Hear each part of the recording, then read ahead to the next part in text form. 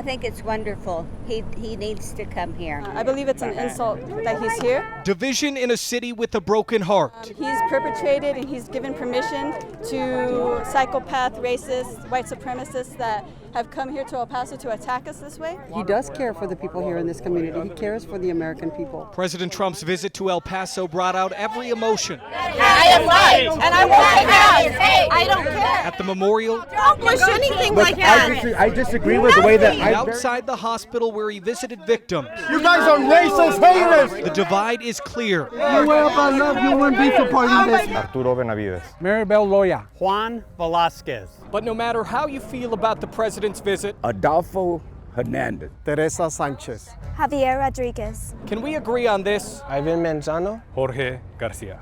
Raúl Flores. The focus today, Leonard Campos. Alexander Hoffman. David Johnson. the focus this week, Elsa Marquez. Maria Roth. Margie Record. Sarah Muriel. the focus needs to be on the 22 people who died while shopping at Walmart. Maria Flores. Jordan Anchando. Angie Ellisby.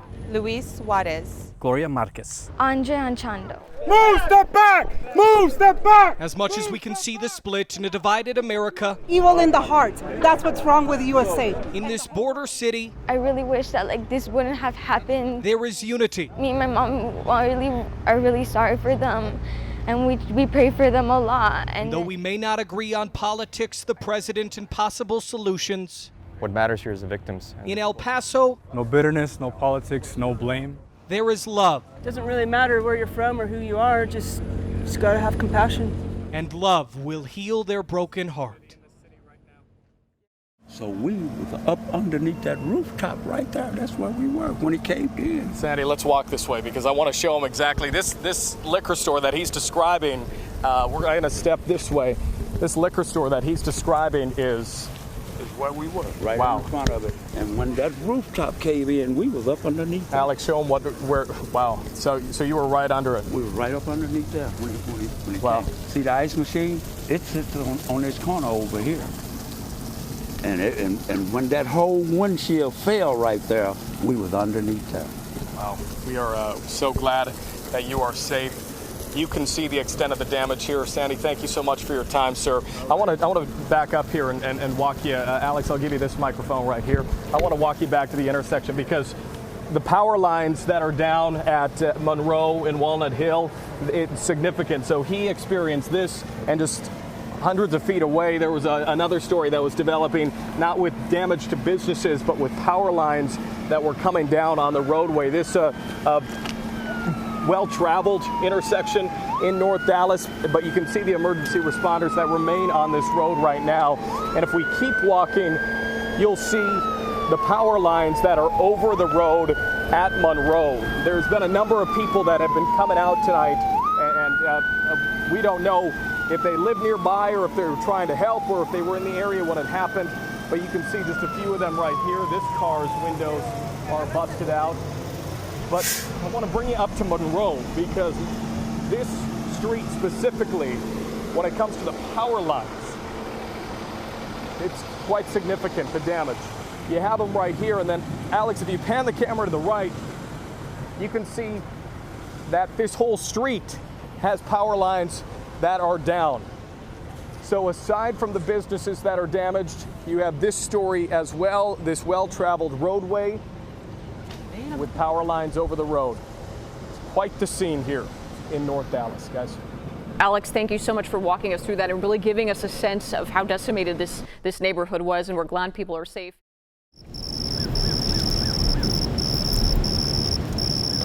If you're looking for inspiration, head to a college campus. Anyway, what do I have on the board? What do you call that? Shouldn't it be called cyclopropane? Every student, every dream is different. Put a methyl group pointing in the direction opposite from where the two OH groups are pointing. Some here sooner than the rest. People don't know unless I tell them, and then they're usually shocked and they're like, wow, okay, good job. Pictures from Emma Earhart's life tell the tale of a typical teen, but when you hear her story, you'll learn what makes her unique. How long were you in high school? I went for 3 days. And then I left. This orientation still looks the same. At 16 years old, she's already a high school and junior college grad. There's a lot of information. Now a biology major at the University of North Texas. When did you get your associate's degree? I was 15, When will you get your bachelor's degree? 17. When will you get your doctorate? 22. It's inspiring to me, and I'm a 48-year-old man. Emma's dad, Joe, told me his daughter took the SAT at age 12. She did so well, she was accepted into college. I always say that Emma's on autopilot, and I don't want to jinx her because she's got focus, she's got drive, ambition. All of you know is that acceleration due to gravity is 9.8. This semester, she's taking 14 credits. When you leave the class, you should have known the difference between velocity and acceleration. She hopes to become a surgeon. We're answering questions that go along with this data. But as she sat in physics lab, she didn't talk about her future. That woman is smart. She talked about this woman, That woman has blonde hair. her classmate, That woman is good at math. a woman she knows well. And who else is she? That woman is my mom.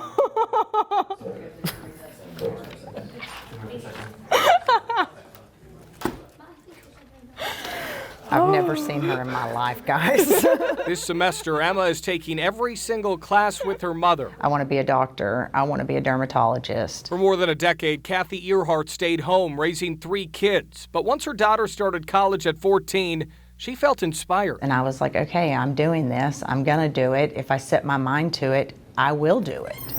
Now this duo is working toward a bachelor's degree and eventually a doctorate. It's a lot of fun. We're competitive in a fun way. So, you know, it's who did better on this, who did better on that. So we challenge each other. Oh, this is sciences. But amazingly, we don't spend so much time in there. I know we don't. We've grown so close. We've become best friends. Hi, babe. Mwah. How's your day? Good. We thought we'd been eating at Avesta, but apparently we can't read. So we get to try it today. Yeah. Thank you. It's a great story. They're each other's support mechanism. I just really couldn't be happier. Have a good day. See y'all later. So if you're looking for inspiration, head to a college campus. What'd you get? 967.148. Yeah. And if you're looking for the Earharts, Go. check the classroom. This is so hard. This has been an amazing experience, especially experiencing it with my mother. Indented. It's just created a bond that's going to last a lifetime. I'm Alex Rozier.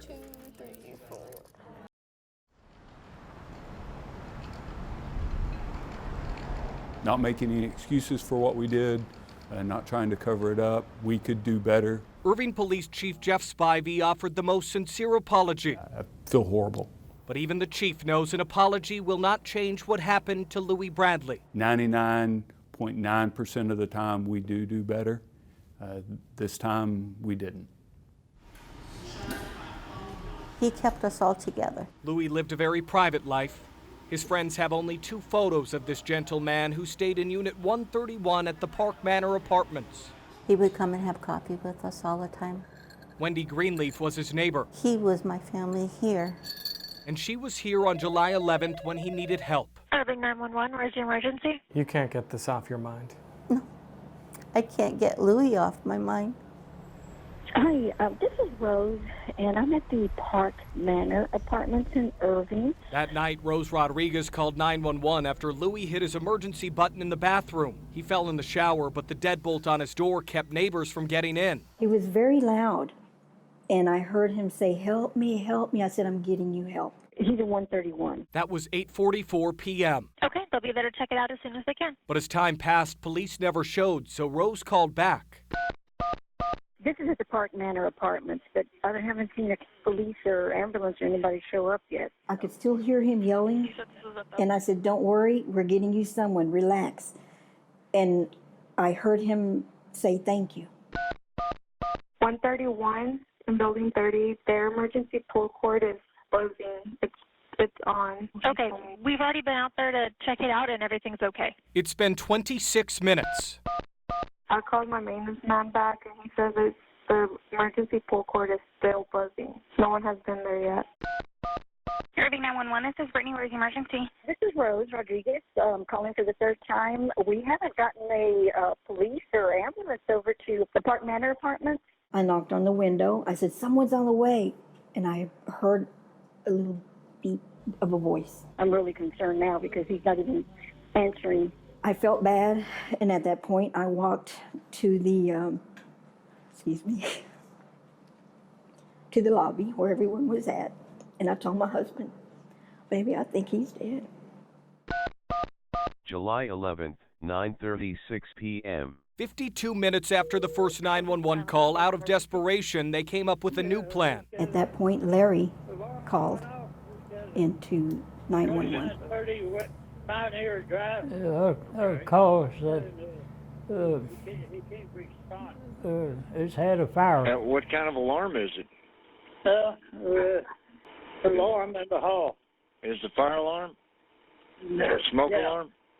Yeah. Well, when I turned and I saw him call, I said, he's got it wrong. It's not a fire. Then I thought to myself, good. Maybe someone will come. And they did. They did 2 seconds later. It took 6 911 calls. 6. Help arrived nearly an hour after the call started. And when they stepped out, they passed through, and I asked, how is he? One of them looked down at me and said, not good. And I just, what I felt was true. He wasn't alive. We started looking into it that day. Chief Spivey said minutes after the first 911 call, Irving police officers did respond to Unit 131 at the Park Manor Apartments. But here's the problem. It was a true case of miscommunication. There are 2 buildings here. Our call taker took the call, entered the location by name instead of by address, and when that name populated, it populated with the address of 2934, apartment number 131. Where Mr. Bradley actually lived was 2930, apartment number 131. Bottom line, in the simplest of terms, you went to the wrong address. We did. It was a true case of miscommunication, and it led to this tragic outcome. He died in an awful way. For the people of Park Manor, the pain from this final fall will last a long while. They should have been here on the first call. But now they need no help remembering Louis Bradley. Okay, they'll be there to check it out as soon as they can. Everyone agrees. He deserved better. And I'm truly sorry for that.